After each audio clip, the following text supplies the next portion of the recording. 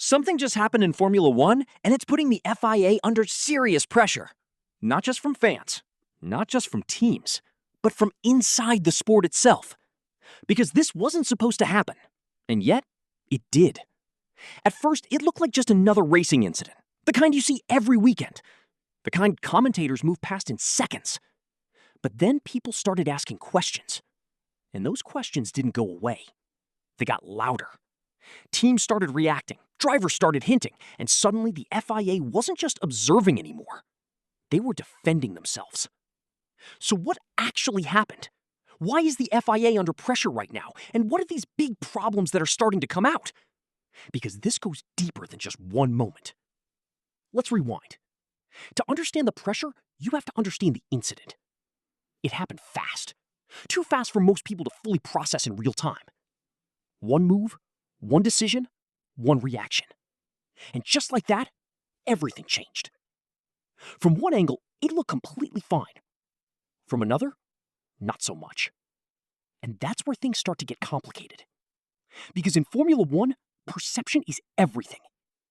Fans see one thing, teams see another, and the FIA is supposed to see the truth. But what happens when those three don't match? That's exactly what started happening here. Some people called it hard racing. Others said it crossed the line. A few even said it shouldn't have been allowed at all. And suddenly, the FIA had to make a decision. Fast. Because every second they wait, the pressure builds. And this time, the pressure didn't stay quiet. So the FIA stepped in. They reviewed the footage, looked at the data, analyzed every angle. And then, they made their call. But not everyone agreed with it. Not even close. Almost instantly, debates exploded. On social media, in the paddock, during live broadcasts, everyone had something to say. And most of it wasn't in support of the FIA. Because from the outside, it didn't just look like a decision. It looked like inconsistency. And that's the worst possible thing for a governing body in Formula One. Not a mistake, not even a controversial call, but inconsistency. Because drivers need to know the limits, teams need to understand the rules, and fans need to trust that those rules are applied fairly. Right now, that trust is starting to crack. And here's the uncomfortable part. This isn't the first time. This incident didn't happen in isolation. It's part of a pattern, a growing one. Over the past few seasons, we've seen it again and again. Similar incidents, but different outcomes. Clear rules, but unclear interpretations. Decisions that feel different depending on the situation. And every time it happens, a little bit of confidence disappears. Think about it like this.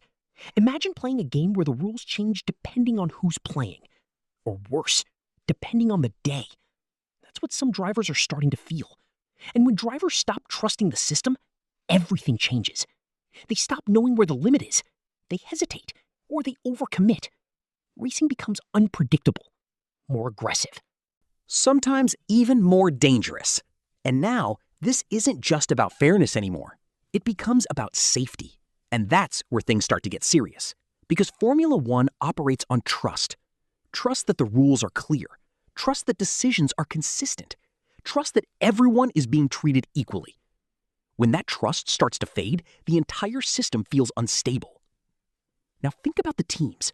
While fans see drama, teams see risk. Real risk. Every FIA decision affects strategy, car setup, and driver behavior. And when those decisions feel unpredictable, everything becomes harder. You can't plan properly. You can't push the limits with confidence. You don't even know exactly where the line is anymore. And in Formula One, that line is everything. So teams start asking questions. At first, quietly. Then, more openly. And now, some are starting to push back. Because if the FIA can't provide consistency, teams will start demanding it. Publicly. And that's when pressure turns into something much bigger. So where does this go from here? That's the real question. Because the FIA can't ignore this anymore. They have a few options. They can clarify the rules. They can adjust how decisions are made. Or they can stand by their current system. But every option comes with consequences. If they change too much, it looks like they admit they were wrong. If they change nothing, the pressure keeps building, and trust keeps fading. And in a sport like Formula One, trust is everything. Without it, every decision gets questioned. Every race becomes a debate. Every result feels uncertain. So yeah, this might look like just another racing incident on the surface, but it's not.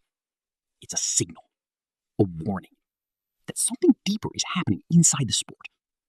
Because when the FIA starts facing pressure like this, it means the system is being tested. And right now, that system is under more scrutiny than ever. So what do you think? Is the FIA losing control? Or are they dealing with a problem no one else can fix?